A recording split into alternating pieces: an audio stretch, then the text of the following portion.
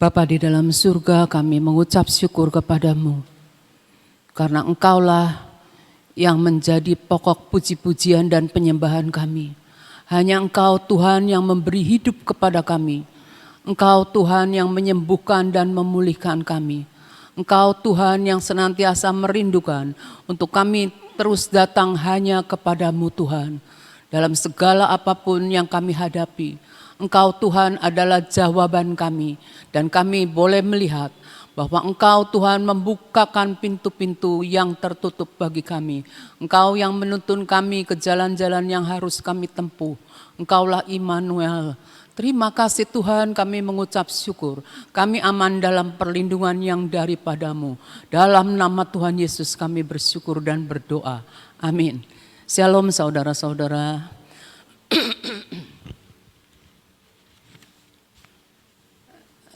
Kita lihat di dalam Efesus 2 ayat 3.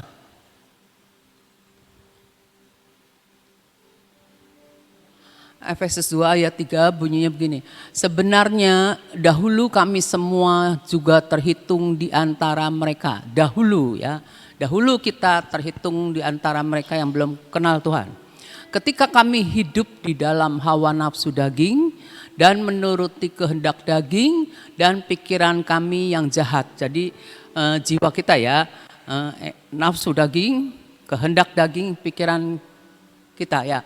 Pada dasarnya kami adalah orang-orang yang harus dimurkai sama seperti mereka yang lain. Jadi pada dasarnya kita ini adalah orang-orang yang harus dimurkai. Nah, tapi kita harus senantiasa mengingat bahwa Tuhan Yesus datang dan menyatakan besarnya kasih Allah kepada kita. Sebelum kita dilahirkan oleh Roh karena kita melalui perjumpaan dengan Yesus, jiwa kita nih secara alamiah seperti yang dikatakan di sini, hidup dalam hawa nafsu daging, menuruti kehendak daging dan pikiran kami dan pikiran yang jahat. Dulu itu kita ini selalu cenderung kepada yang tidak baik, selalu cenderung sebelum kita ketemu sama Tuhan ya. Jadi cenderung kepada yang tidak baik. Dulu itu kita berhubungan dengan kuasa kegelapan rohani, ya, kuasa kegelapan rohani. Ya. Jadi karena kita kontaknya dulu itu kontaknya dengan kuasa kegelapan rohani, maka kita ini tidak usah ada yang ngajarin. Gampang sekali bahkan bisa berbuat salah. Jadi karena ada kecenderungannya. Sebenarnya hal itu adalah suatu serangan daripada roh jahat di dalam hidup kita. Jadi kita ini salah satu bentuk peperangan rohani dari alam yang tidak terlihat. Itu menyerang kita. Kalau kita menyadari, kita harus belajar bagaimana kita untuk hidup berani menyerang, tidak sekedar bertahan. Tidak sekedar bertahan. Kemarinnya saya ketemu sama orang, mau diomongin enggak mempan. Dia terus menerus mempertahankan diri. Tuhan, dalam hati saya tuh saya enggak tahu lagi harus berkata apa. Tapi saya tuh ngerti, pikir saya ini pasti si jahat gitu ya. Tapi benar-benar saya enggak bisa nembus. Ada tembok-tembok yang harus saya tembus, tidak sekedar dengan perkataan saya. Jadi ya udahlah, saya ngalah. Jadi saya enggak ituin. Tapi ini yang membuat saya belajar nganuin sinyal ya. Kemajuan suatu teknologi itu.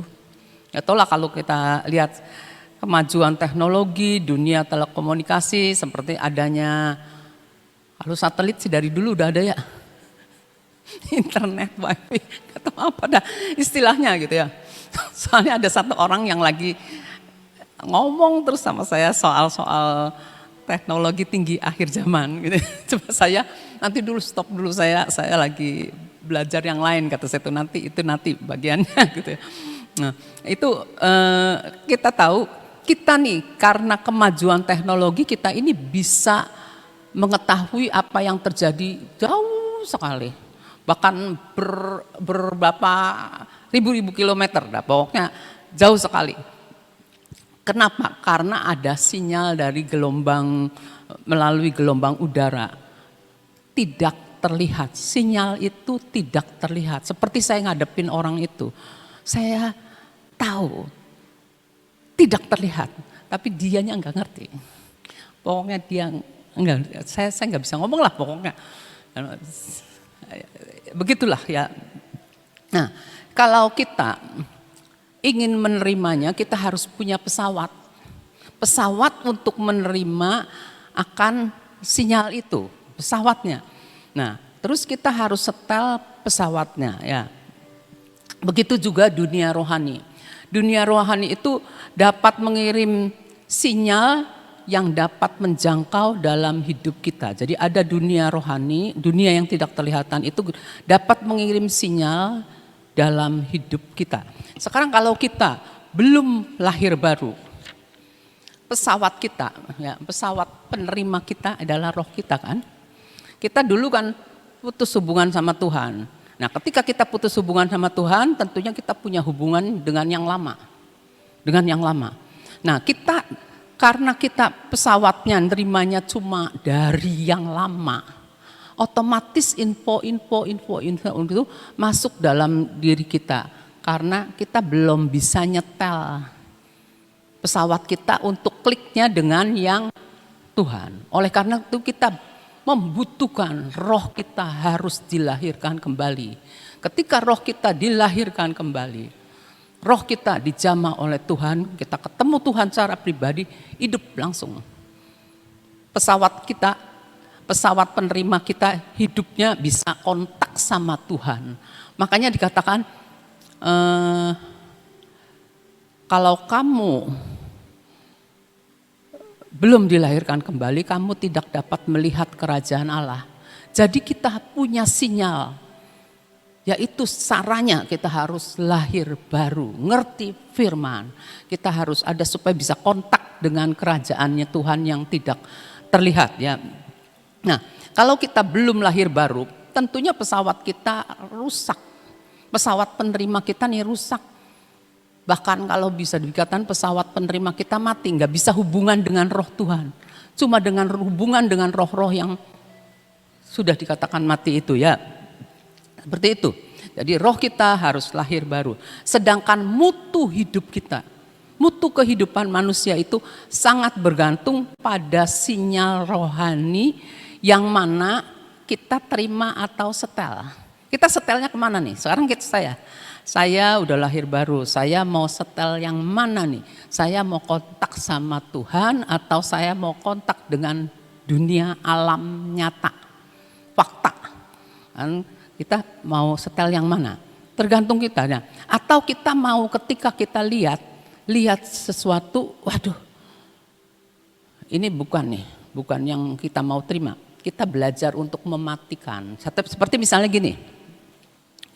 Seperti misalnya gini ya, saya lagi belajar masak saudara.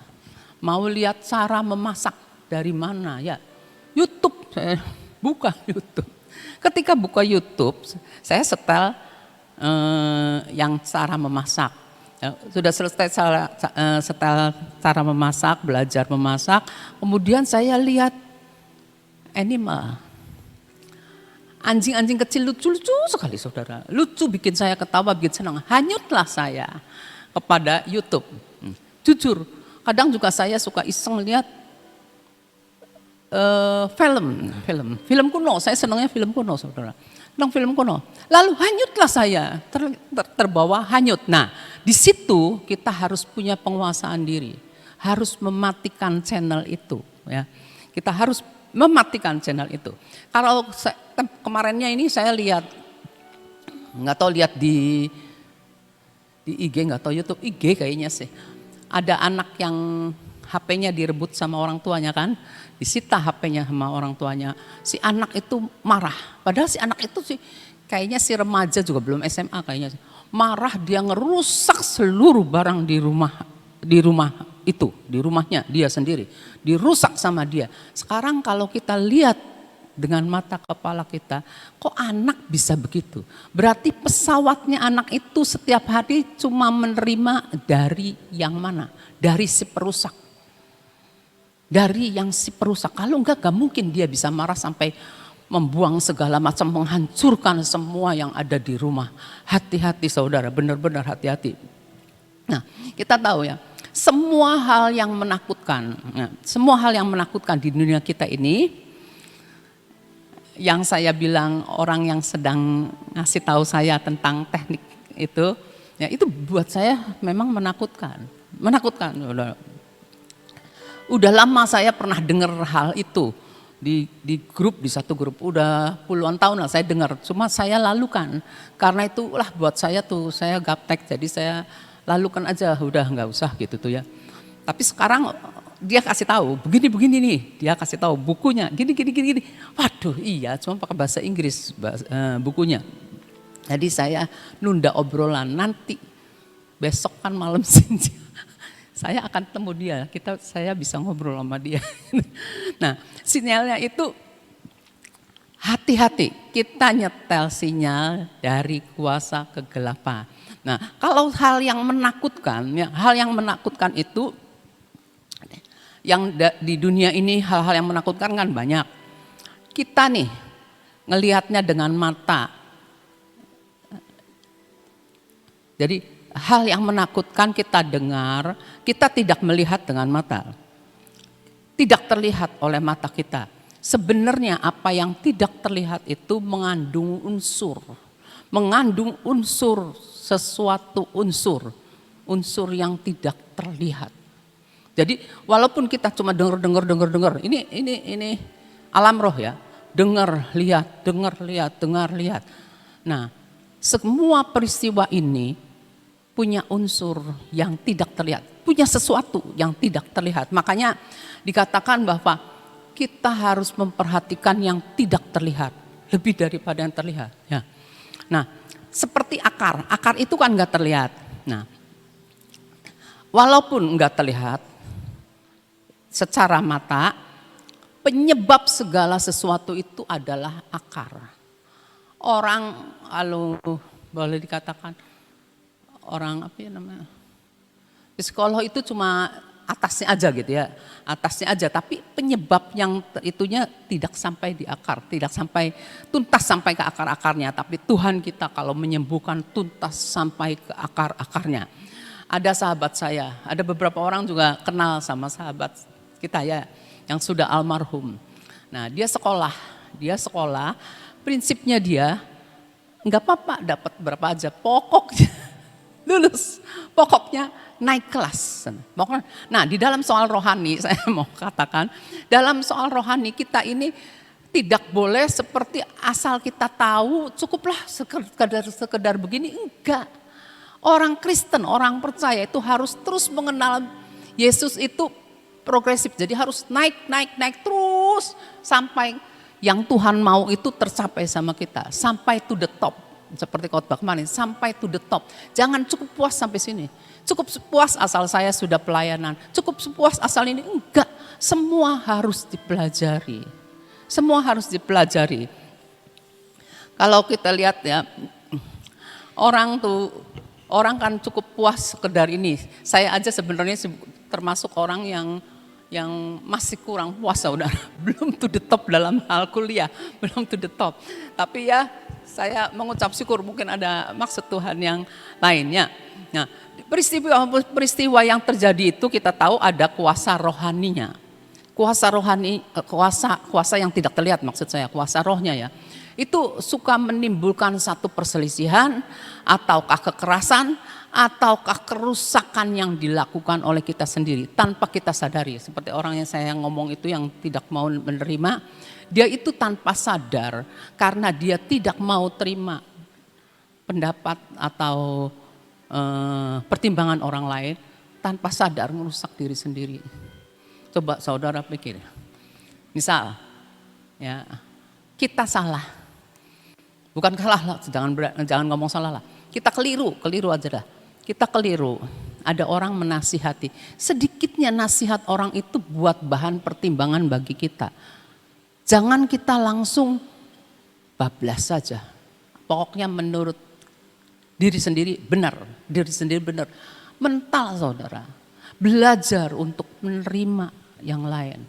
Maksudnya menerima yang lain ini, buat pertimbangan. Tapi kita harus ingat, kita menerimanya ini di roh kita nih ya.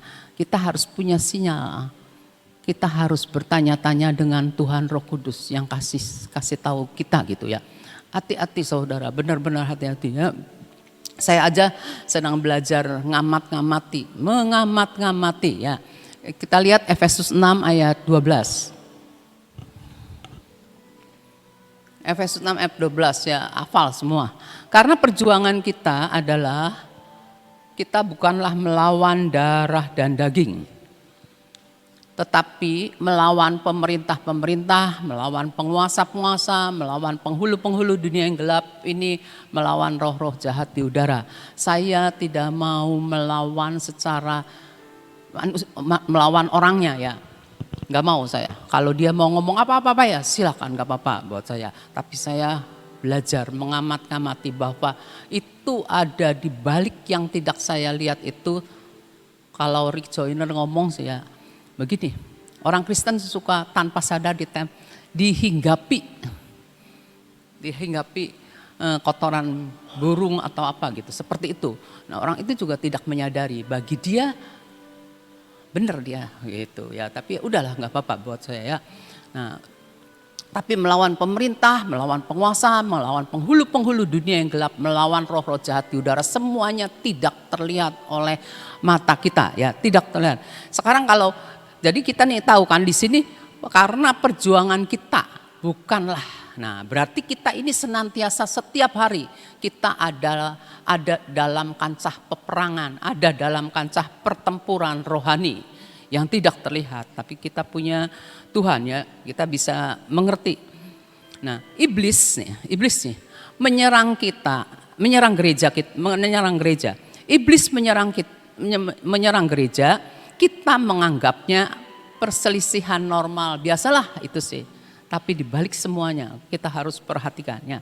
Nah, terus iblis menyerang keluarga, kita sebutnya pertentangan pendapat. Pertentangan pendapat itu sih enggak apa-apa katanya. Kita harus perhatikan lagi. Nah, sekarang kalau iblis menyerang kita sendiri, kita nyebutnya apa? Kelemahan pribadi, ya udah memang kelemahan pribadi saya ini. Enggak saudara, kita harus berusaha untuk kita tidak menjadi seperti yang dunia katakan. Kita harus berusaha untuk tidak menjadi seperti yang iblis bohongi kita, omongi kita. Kita harus menjadi seperti apa yang firman Tuhan katakan. Harus seperti itu, wah enggak cocok sama firman. Kita harus berubah. Transformasi terus menerus harus terjadi dalam hidup kita. Karena apa? Roh-roh jahat ini sedang bekerja terus untuk memisahkan kita. Dari siapa? Dari orang-orang yang kita cintai. Dari orang-orang yang mementor kita. Kalau kita dimentor oleh senior kita, nah kita harus sadar, kita harus terima. Dia ada di atas kita ya. Nah kita harus terima, jangan langsung tersinggung, terus langsung ngambek gitu ya. Istilah terkenal pudung. Ya, nah kita nih jangan langsung bela diri, langsung maksud saya gini, enggak usah. Pokoknya kita terima, kita dengar. Kalau kita perlu menjelaskan keadaan kita, jelaskan seperlunya. Kalau dia nggak mau dengar ya sudah gitu ya. Nah, terus roh jahat ini, si iblis itu ingin untuk kita juga terpisah dari orang-orang yang mengcover kita, yang memimpin kita. Jadi roh ini bermaksud menginginkan supaya kita ini melawan otoritas. Melawan otoritas. Siapa yang melawan otoritas? Sampai dibuang ke dunia. Itu iblis kan? Iblis memberontak. Roh pemberontakan itu sudah ada di dalam kehidupan setiap manusia. Udah ada bibitnya. Anak kecil aja suka ngelawan. Masih cilik gak ada yang ngajarin, suka ngelawan gitu ya. Karena mereka nggak ngerti, tapi kalau kita yang ngerti, kita harus tahu, kita harus tunduk supaya kita bisa menang. Tunduklah kepada Allah, lawan iblis ya. Nah, kita tahu kalau hal-hal kalau kita nih ya, kalau kita lagi down gitu ya, kita lagi down. Omongan sedikit iblis membisikkan kita. Begini, jadilah panjang. Terus kalau kita mengiyakan tambah lagi, iya ya. Nanti kita mikir-mikir, kita begitu ngomong iya ya, berlanjut lagi. Dan akhirnya iblis berhasil untuk menghasut kita.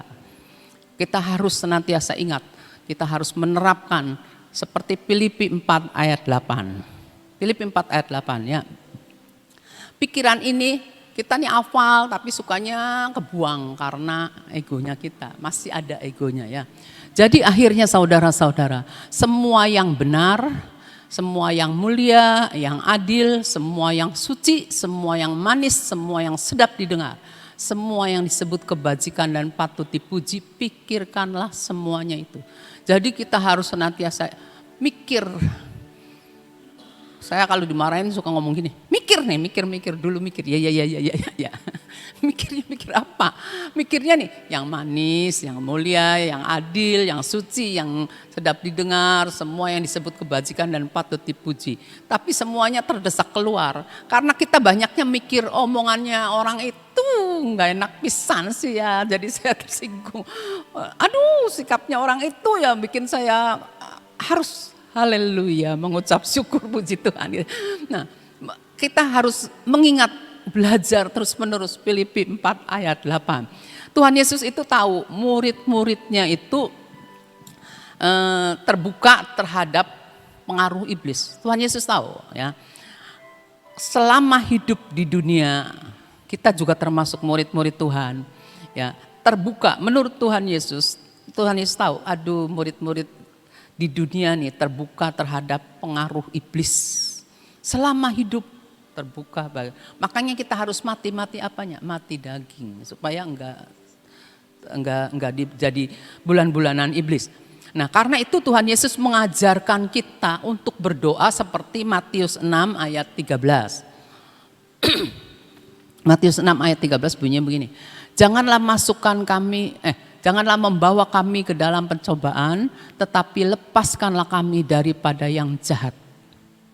Jadi Tuhan, janganlah engkau membawa kami ke dalam pencobaan, tapi lepaskan kami daripada yang jahat. Kita dicobai, kita diuji. Bagi Tuhan itu adalah ujian, tapi bagi si jahat kalau kita melihat itu adalah pencobaan ya. Pencobaan itu membuat kita jatuh, hati-hati ya. Kita harus senantiasa nempel sama Tuhan. Karena engkaulah yang punya kerajaan dan kuasa dan kemuliaan sampai selama-lamanya. Yesus sendiri ngajarin kita berdoa Matius 6 ayat 13. Dan Yesus sendiri berdoa kepada Bapa untuk kita. Yaitu di Yohanes 17 ayat 15. Aku Yesus ya, Yesus berdoa. Aku tidak meminta supaya engkau Bapa mengambil mereka dari dunia, tetapi supaya engkau melindungi mereka daripada yang jahat. Jadi kita minta perlindungan dari Bapa kita yang mengasihi kita dan kita harus berdoa. Yesus aja mendoakan kita. Kita harus berdoa. Jadi kita nih harus tempel sama Yesus. Yesus sekarang sudah nggak ada, tapi firman-Nya ada pada kita ya. Jadi kita harus tetap untuk memusatkan perhatian hanya pada Yesus. Hubungan pribadi dengan Tuhan makin lebih intim dalam setiap saat, setiap waktu. Jadi hubungan kita terus kita dapat bercakap-cakap dengan Tuhan ya.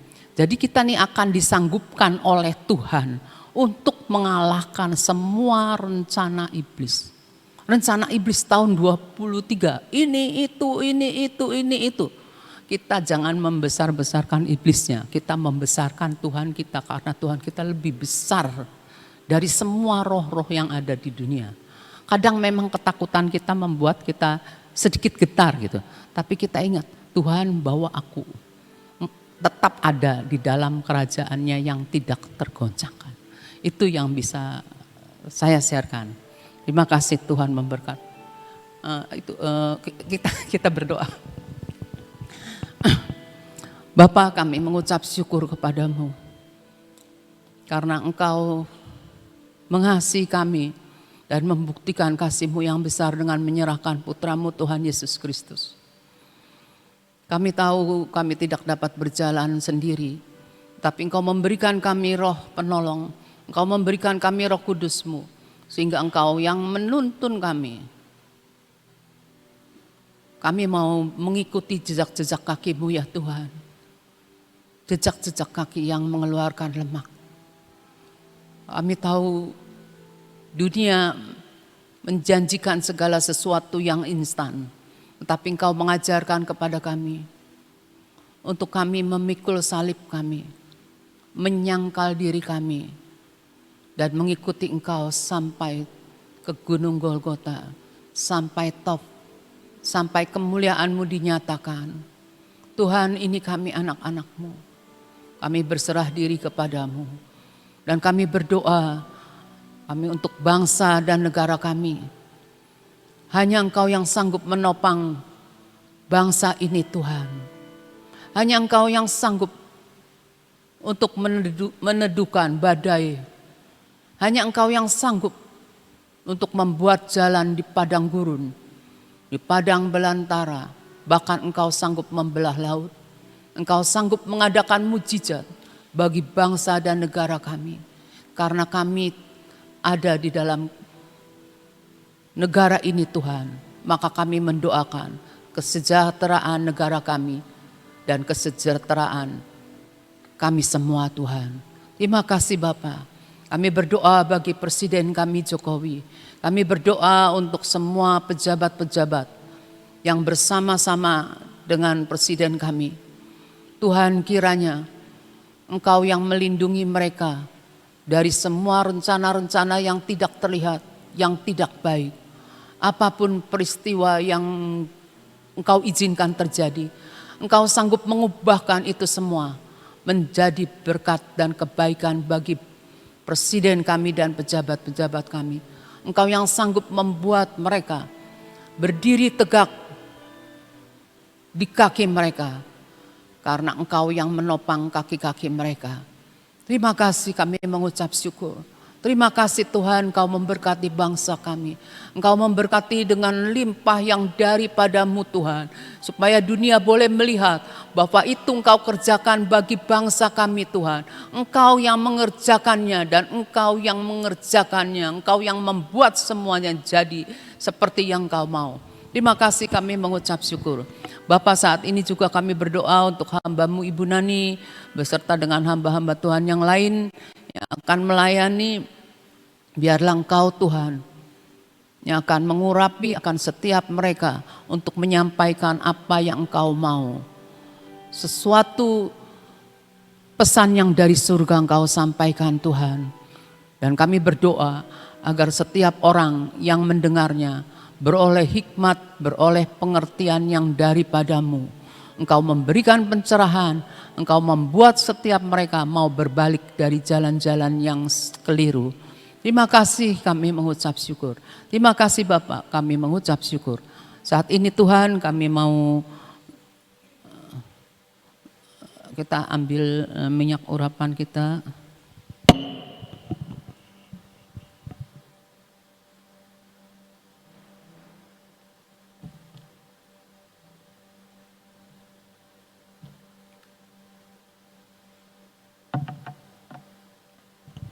Bapak, kami mengangkat tangan kami.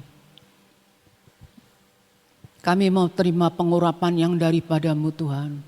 Pengurapan dari tempat yang maha tinggi, di mana Engkau memberikan kepada kami kekuatan untuk menjalani hidup dengan pimpinan Roh-Mu Tuhan. Dalam nama Tuhan Yesus, pikiran ini Tuhan, Engkau yang perbaharui Tuhan, terus menerus perbaharui Tuhan. Kami mau menerapkan apa yang Engkau mau, seperti Filipi 4 ayat 8 katakan. Ini mata kami Tuhan, buat mata kami setajam mata Raja Wali.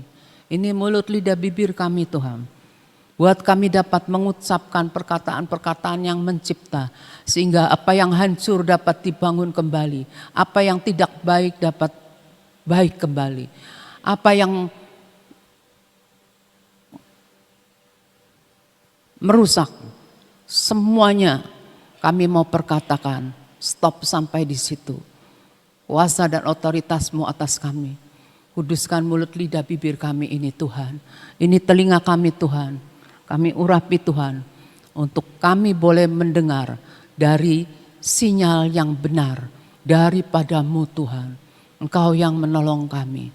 Tuhan, kami berdoa. Untuk kami ini Tuhan. Mau tutup setiap celah yang bisa dimasuki si jahat. Kami mau tutup dengan minyak urapan di dalam nama Tuhan Yesus Kristus. Kami menyerahkan hati kami Tuhan. Hati ini Tuhan. Biarlah Engkau terus menerus membuat hati kami pulih Tuhan. Murni Tuhan. Dan kudus Tuhan. Supaya kami dapat menerima sinyal-sinyal yang daripada-Mu lebih dan lebih lagi.